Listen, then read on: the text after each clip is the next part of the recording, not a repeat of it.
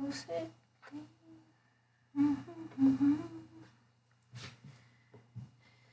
Bom, pessoal, bom dia, tudo bem com vocês? Eu espero que sim, eu espero que mais uma vez vocês estejam se cuidando. Reforço a saudade que eu sinto de vocês, de coração. Eu queria muito, muito, muito, muito, muito mais estar em sala de aula, conversando, dando risada com vocês, trocando aí figurinhas, mas infelizmente ainda a gente tem aqui que ficar sujeita a essa situação. Mas vamos tentar fazer, né, ela ser tirar o melhor dessa situação, não é mesmo? Então a gente tá ficando mais em casa, a gente tá dando valor a coisas para que a gente não dava antes, né? Enfim, vamos lá, vamos tentar ser positivos, né, nesse momento aí de isolamento social. Eu espero que vocês estejam conseguindo estudar na casa de vocês. É muito mais difícil, né, a gente conseguir manter a concentração, manter ali a rotina, tá? Colocar o sono de vocês em dia, porque dá pra perceber que a Pro aqui não dorme, já faz alguns dias. E não é por falta de sono, mas é que realmente o negócio tá tenso aqui, tá? Mas eu espero que vocês estejam se cuidando. Pelo que eu vejo, vocês assistem 164 lives sertanejas por semana, então deve estar tá ok, deve estar maravilhoso. Mas é isso, tá? Pessoal, sobre nossas aulas de geografia, né, eu queria fazer um bate-papo com vocês e gostaria da resposta depois, se vocês quiserem mandar no grupo ou pessoalmente, né? O que eu tenho percebido, né? Eu não tô dando, né, só para vocês, videoaulas eu dou para outras turmas também, e eu consigo acompanhar o quanto que vocês assistem do vídeo, né? Então eu percebo que muitas vezes vocês, não propriamente vocês, mas alunos de uma forma geral, param de assistir o vídeo pela metade, né? Não sei o que acontece, se fica muito cansativo ou não. Enfim, o que eu tenho percebido é que as videoaulas, né, quanto mais extensas, menos produtivas elas têm sido, tá? As últimas aulas acho que teve 40 minutos. A minha ideia é fazer vídeos mais pockets, vídeos menores, tá? Mas que agreguem o conteúdo, tá? Não vou cortar conteúdo, nem diminuir o número de assuntos que a gente vai tratar, mas a minha ideia é ter vídeos um pouco mais curtos para que vocês consigam assistir, tá? Porque não adianta a gente tentar reproduzir o que a gente vê em sala de aula, né? Porque em sala de aula a gente interage, a gente conversa e tira dúvida, né? É muito menos cansativo do que ficar vendo uma senhora como eu 50 minutos falando sem parar, tá? Então, se tudo bem para vocês, tá? A minha ideia é diminuir um pouco os vídeos e a gente vai retirando dúvida no WhatsApp, a gente, se vocês quiserem, a gente pode tentar algumas aulas online, tá? Mas a ideia é que fique melhor, tá? Eu entendo, não estou brava com vocês nem com os outros alunos, porque se me mandam um vídeo no WhatsApp de 1 minuto, eu não assisto, porque, né, 1 minuto da minha vida, verdade seja dita. Então, a ideia é que fique mais confortável para todos nós, tudo bem? E daí, se tiver tudo bem para vocês, a gente mantém assim. Se vocês acharem que as aulas de 50 minutos funcionam, a gente faz as aulas de 50 minutos. Mas, pelo que eu observo aí, né, porque eu acompanho, vocês não estão conseguindo assistir os vídeos inteiros. E eu super compreendo, porque eu também acho que não conseguia. Ainda que a geografia é alguma coisa que eu gosto, né? Daí eu acho que eu ia conseguir assistir. Mas imagine 50 minutos de física, ninguém é obrigado, né? Então, eu entendo que vocês não estão vendo só aulas de geografia também. Enfim, é o que eu quis dizer que eu vou tentar deixar aulas mais curtas, se tudo bem para vocês, tá? Dando sequência aí das nossas aulas, a gente falou sobre os fatores do clima na aula passada e hoje a gente vai para a circulação atmosférica global. Então, se vocês perceberem, a gente está mantendo o ritmo como se fosse em sala de aula, tá? Nessa aula, pessoal, a gente vai ver sobre a movimentação dos ventos, né? Os ventos alísios, que é muito cobrado no vestibular. A gente vai falar um pouquinho sobre a zona de convergência intertropical, que é algo bem simples. E a gente fala um pouquinho sobre El Ninho, né? Então, são conteúdos aí dentro da mesma temática. Mas se eu ver que o vídeo vai ficar muito longo, eu vou repartir ele em 2 vídeos aí. Tudo bem? Vamos lá, então. Circulação atmosférica da Terra, tá? O que vocês têm que saber e começar anotando aí já no caderno de vocês? Que o vento, ele sempre se desloca em áreas de alta pressão para áreas de baixa pressão. Sempre, professora. Sempre. Então, anotem aí que os ventos se deslocam sempre de áreas de alta pressão para áreas de baixa pressão. tá? Só que isso tem uma relação com as moléculas de ar. Vocês provavelmente já devem ter visto isso em física e a gente vai reforçar de uma forma mais geográfica aqui para a gente entender, tá? Então, o que a gente percebe, pessoal? Que em áreas de elevada temperatura, a gente tem uma baixa pressão. Por quê? Em áreas de elevada de temperaturas, essas moléculas de ar, elas ficam mais espalhadas, né, no território e há uma agitação. Por conta dessa agitação, elas ficam mais espalhadas. Isso faz com que você tenha uma baixa pressão e o seu ar fique menos denso, tá? Dentro desta aula, o que a gente é importante saber sobre isso? Que ar menos denso, moléculas agitadas tendem a subir. A gente vê isso várias vezes, né? Acho que não só dentro da geografia, né? Que a densidade aí da massa de ar tem a ver com a relação de deslocamento dela, tá? Então, de novo, por conta dessas moléculas elas estarem espaçadas, né, e agitadas, isso faz com que ela tenha uma menor densidade. Isso chama-se ascendência, as moléculas tendem a subir, tudo bem? Em contrapartida, em áreas de baixa temperatura, ou seja, mais frio, as moléculas elas não se agitam e elas ficam mais juntinhas, tudo bem? O fato de elas ficarem mais juntinhas aumenta a pressão e elas têm uma tendência a descer, tá? Por conta delas serem mais densas, moléculas de ar de baixa temperatura, elas tendem a descer. Então, a gente chama de subsidência, tá? Super importante isso, porque ela tem tudo a ver com a circulação atmosférica global, tá? Entendemos isso, né? Áreas de elevada temperatura, baixa pressão, moléculas de ar menos densas, tá? Vão subir. Baixa temperatura, alta pressão, moléculas mais próximas, mais densas, elas tendem a descer. Sempre se vocês tiverem dúvidas, usem esses dois esqueminhas aqui que é para lembrar, né? O balão, por exemplo, por que ele sobe, né? Porque é injetado dentro dele moléculas de ar quente, tá? Ou seja, aquele ar quente, ele se agita dentro do balão e faz que o balão se suba, né? Que esse é leve, tudo bem? Por isso que é utilizado ar quente e não ar frio dentro dos balões, tá? Em contrapartida, quando a gente olha que o ar-condicionado, se a gente vê, né, na escola, se a gente vê, por exemplo, na nossa casa, porque ele sempre é instalado na parte superior da nossa casa. Porque a tendência é que o ar frio, ele desça. E daí, a partir do momento que ele desça, ele vai fazendo o resfriamento do local que você está trabalhando, estudando, tá?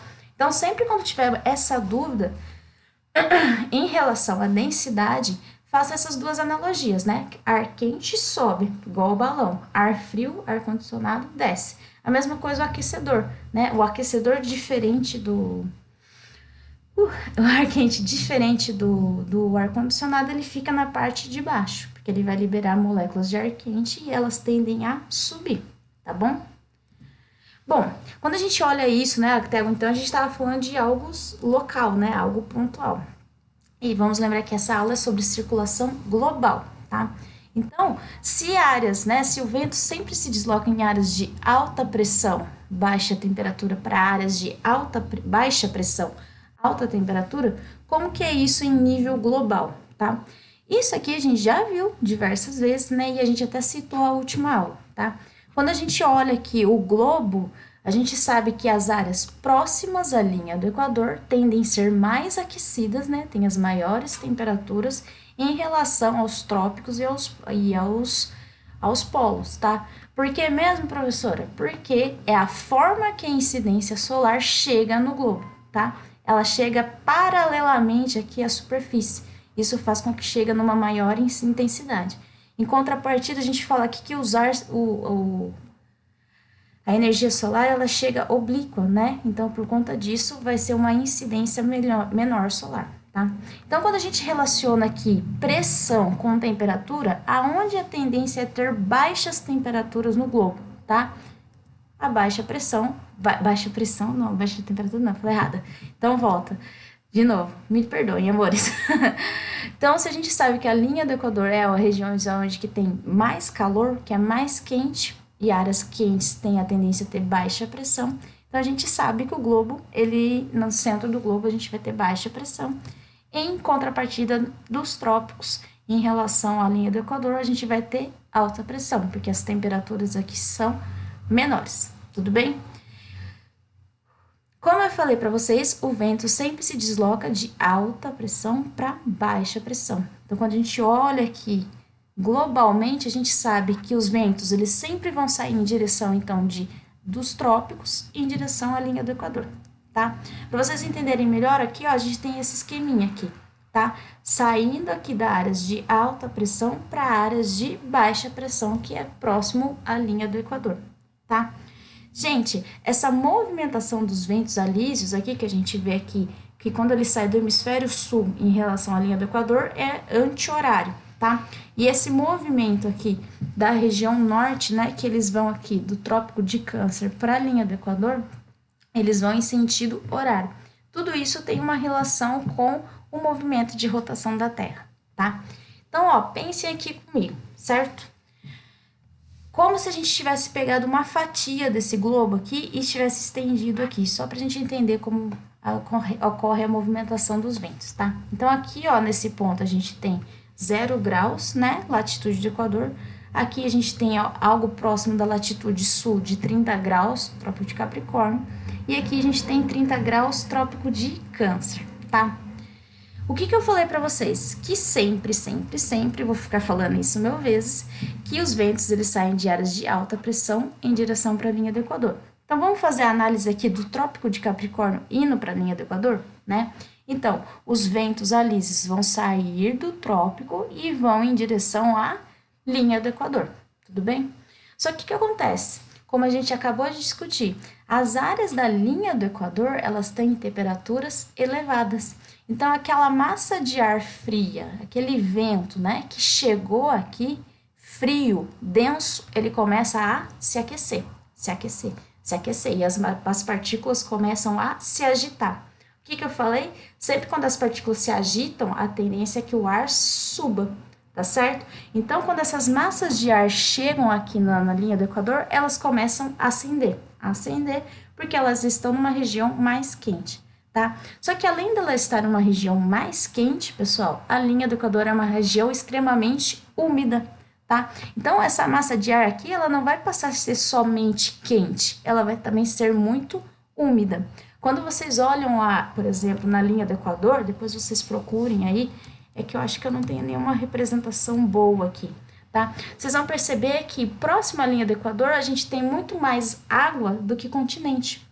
Então, é por conta disso que a gente tem uma umidade tão grande, porque você está numa região aqui extremamente quente, tá? E com muita quantidade de água. Então, a evaporação nessa região é muito grande, tá? Então, pensem comigo de novo. Vamos voltar lá. Essa massa de ar chega fria, se aquece, enche de umidade, né? Massa de ar quente tende a subir, ascendência, tá? Ela vai subindo. Outra coisinha que a gente tem que lembrar dentro da física, o gradiente vertical térmico, tá? A gente tem que lembrar que sempre quando a gente vai aumentando, né, a altitude, o que acontece? Que a temperatura ela é inversamente proporcional. A cada 1 quilômetro que eu subo, 6 graus Celsius cai na minha temperatura, tá? Então, essa massa de ar aqui, ela começa a subir, só que ao mesmo tempo ela começa a se resfriar. Só que qual é o problema? Não, mas a consequência disso. Essa massa de ar aqui, ela está cheia de umidade. Então, a massa de ar, ela vai se esfriando, até que ela precipita. Tá certo? Aquela nuvem, aquela massa de ar, ela fica carregada e ela precipita, tá? Então, por conta disso, que essa região aqui na linha do Equador, ela é tão úmida. Ah, professora, mas não tem relação com as florestas, né? Que tem a floresta amazônica ali? Sim, né? A gente tá ali, quando a gente fala de clima, várias vertentes são consideradas, tá? Mas, principalmente, gente, a grande quantidade de umidade nessa linha do Equador é por conta disso, porque os ventos alísios, eles ficam carregados, né, de umidade e precipitam, tá? Então, vai ocorrer grande quantidade de precipitação ali na linha do Equador, tá? E olha que interessante, quando a gente olha aqui nesse mapa, aqui, ó, aonde existe a maior concentração de florestas? Próximo à linha do Equador, tá? O que uma vegetação precisa para ter um bom desenvolvimento, né? Sempre muita quantidade de energia solar e água, né? Isso para a gente ter qualquer plantinha na nossa casa que a gente faz. O que nem isso eu consigo, porque a maioria das minhas plantas morrem, tá? Só que o que acontece? A vegetação, né, para ela conseguir se desenvolver de forma eficaz, você precisa de energia solar e você precisa de água, tá? E a linha do Equador, que é a nossa ZCIT, né, a zona de convergência intertropical, que é onde se concentra esses ventos úmidos, é onde a gente vai desenvolver a maior parte das florestas, tá?